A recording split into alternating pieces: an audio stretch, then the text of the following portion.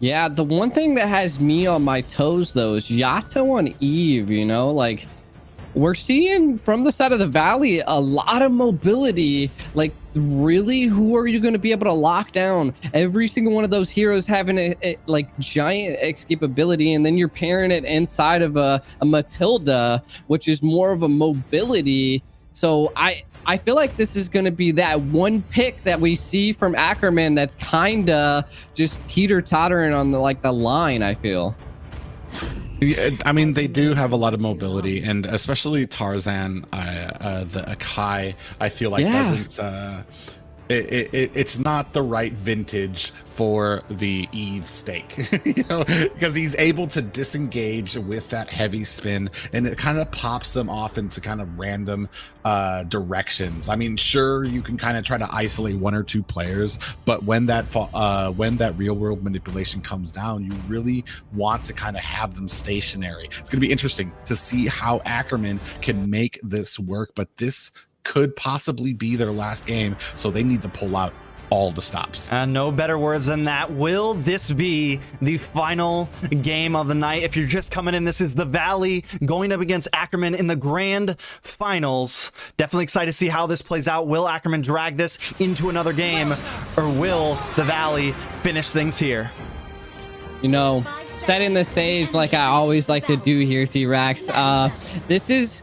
I just, there's a couple picks that have me on edge, you know, because we do see that Chicken has the Esmeralda, which, you know, feeds off of the Matilda, feeds off of the Eve shield. So we're seeing a little bit of a different comp from the side of Ackerman. I think, you know, shutting down and stopping, you know, not letting Fried Chicken do too much and secure a lot of those shield steals. I don't know. I think when it comes down to team fights here, the Valley is having the set.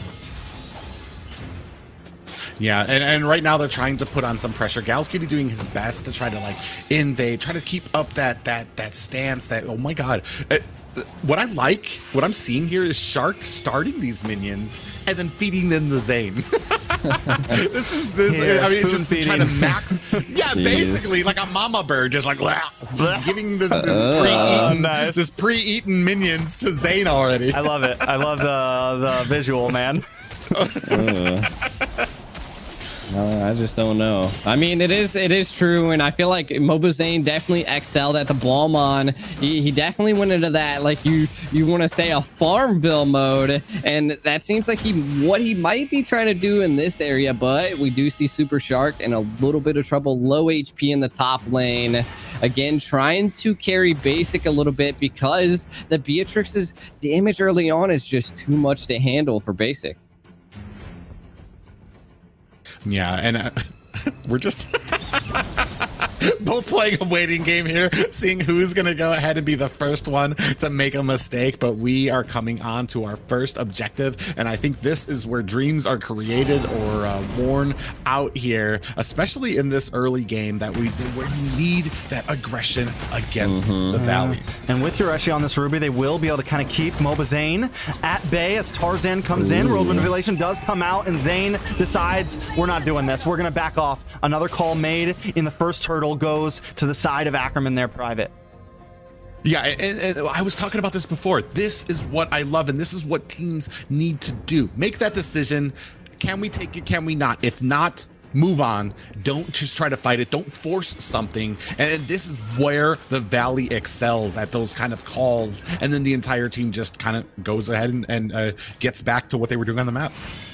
Yeah, you know, one thing that I gotta say again is Yureshi's just his ability to rotate and know when to rotate, and it's crazy that he's able to cut off and control this Esmeralda in lane. We definitely need to see Fried Chicken do something to change the tide in XP lane to maybe end the game a little bit early, which is what I think they're trying to do on the side of the Valley. Securing that Balmon is key, but not allowing Yureshi to control mobazane is going to be another key from the side of the Valley. So a very slow game so far. Gold at practically a standstill, much slower than any of the past games. Now, last time we saw mobazane on this Ballman, I feel like it's a bit more aggressive, but the I'm offended does lock in from Yoreshi. Fried Chicken, though, here to help out. Tarzan taking his time, seeing if he even needs to take this engage. Does not show himself, hiding out in this bush, maybe waiting for a play. Yeah, and very patient there. Shark giving vision for mobazane's escape there as well. Able to catch Gal's Cutie and Yato trying to rotate in. And this is the kind of package that you get with the Valley. Every player playing something to kind of, they're all moving towards the same thing. Oh my God, Zia in a little bit of trouble there. That was definitely a close one. Able to escape that, though, with a sliver of health. I think you need to go back to base, Zia. You're getting crazy here, man. Don't do it. Yeah, don't do it. Not like this. Ooh. Oh, basic. But able to control it, though. He's going to get away from that one. Turtle, though, is up. Tarzan, Yato, Gals coming in. mobazane does not want to surrender this one as easily as last time. Yoreshi and Fried Chicken. Super Shark also entering into this fight. Turtle about half health. Hoon is here. Gets hit by the I'm offended. Fried Chicken, roll to revelation comes down. I'm pretty sure Zane secures that Turtle, though. And now Zane is on a roll. Trying to come in onto Gals. Decides to back off. Tarzan with the heavy spin onto Fried Chicken. Gets the knock up. Gal's Cutie trying to output a little bit of damage along with it, but still no deaths on the board. The Valley, though, finally taking a 1K gold lead with the take of that Turtle. Yeah, and I mean, again, this is what the Valley needed to do, especially having the Ballman on your side. You need to just kind of focus on objectives, and I think it all comes back what we were saying in the very beginning. You know, mobazane has to go into Farmville mode, already picking up the Cursed Helm. You see Masha already going into the Molten Core, and then the Lunox Hoon able to pick up the clock. So we'll see them probably scaling here, but mobazane is in deep, going after Yato. Very, very close there. mobazane not quite able to get the finish, though, as Ackerman backs off just in time. Tarzan trying to find an angle, doesn't want to lose his camp. Can't quite tell who got that one there, but I like the way, I mean, Yato finally getting slippery, right? Finally pulling, you know, what the Valley has doing. It seems like Ackerman is kind of getting their groove in their escapability. Zia, though, may not be able to escape here. Shark under the tower, not able to connect. Hoon, though, from the backside, does Ruby DD in and gets that pick on to Zia. Will he be able to get away from this? Gal's Cutie wants to chase him down. Real manipulation comes out. Hoon goes down. Basic on the chase. Force now in the spot, in the mid here. Going to take a couple tower shots here, but will escape. A nice response from Yato with that real manipulation, though. Yeah, able to catch them and make them and punish them for how deep they were into their heavy spin on the mobazane, way deep into that tower. I guess just trying to zone him out so that they can go ahead and pick up that mid tower. Oh, Yoreshi, though, able to flicker. Zane wants to chase him down. Tarzan is here. Yoreshi with the on the fend, able to get some life back with that life steal. And now Zane is on the run. A wonderful combination outplay from Tarzan and Yoreshi there. Yeah, but while all of that was happening, we did see, you know, Chicken in the bottom lane just able to secure that bottom tower, and that is what happens when you rotate. But the Turtle is here. Yeah, and it goes to Zane there. And yes, he takes the bottom tower, but they lose the mid tower. So a fair trade down in the bot, though. Fried Chicken almost getting the outplay onto Zia here. Zia with the dash, using Nibiru's passion, but it's taken down 1v1, going down to Fried Chicken.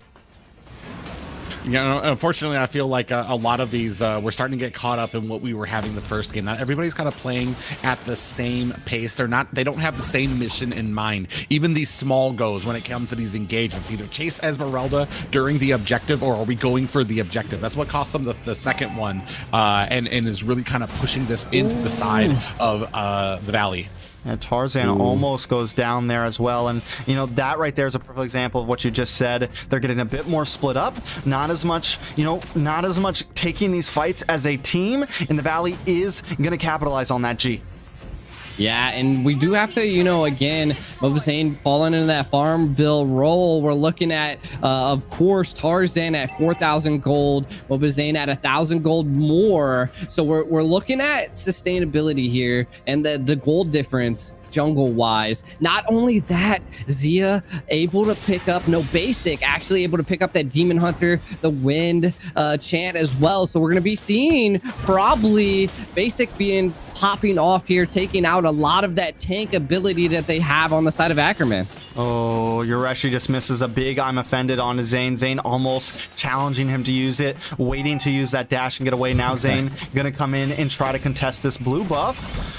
Isn't able to take it. The heavy spin locks in, but he's able to escape through the back end. Yato bringing out that real manipulation, but does not catch anyone in that net. And while this is happening, Basic melting down another tower. Fried Chicken and Zane now on to Tarzan. Tarzan brought down half health. Yureshi is here though. Nibiru's Passion able to get a little bit of chip damage on, but not enough. A nice I'm offended, bringing mobazane back under the tower, but still able to escape. Lord now back on the field as both teams scramble to find their position, and another tower falls for the side of Ackerman. Ackerman on the back foot as we move into this Lord here. Basic making a statement, putting a little bit of damage onto it. Gals QZ, Yato, Tarzan maybe trying to work the way in, but Shark and Fried Chicken are here to zone, here to protect, here to be that wall. Ackerman just can't find a way in. Tarzan wants it, but the Lord goes down, and now it's too late. Shark almost getting pinned. Gals Cutie picking up the kill, so they take one for that Lord, looking for another as Gals and Yureshi move in, move forward. A nice falling Star Moon coming from Fried Chicken as the retaliation, though, as Gals Cutie is fended off. Ackerman just can't find any more as Lord marches towards them private. Yeah, and they just don't have the damage to really be contesting anything right now, especially with Yureshi. I mean, Yureshi is not, it needs items to really be a problem on that Ruby. And what the problem is as soon as Ruby starts becoming a problem, as soon as Ruby starts getting these items, I think we might have another fight here with mobazane trying to pick into this blue buff. I don't know if it's going to be anything major. Wait, Yureshi, a nice I'm offended. Hoon able to escape that, but Lord is getting closer. Waves of minions creeping in. Fried Chicken with a big falling Star Moon on top of Yato. Will get locked up from Yureshi, but able to walk away safely. Lord still coming down the top side. Another tower falls, and Ackerman is once again on their heels, trying to figure out if they can last this. Zia should be able to take down this Lord. The major thing is don't let it touch the tower. Big snipe shot. Lord goes down, and Ackerman able to defend this push.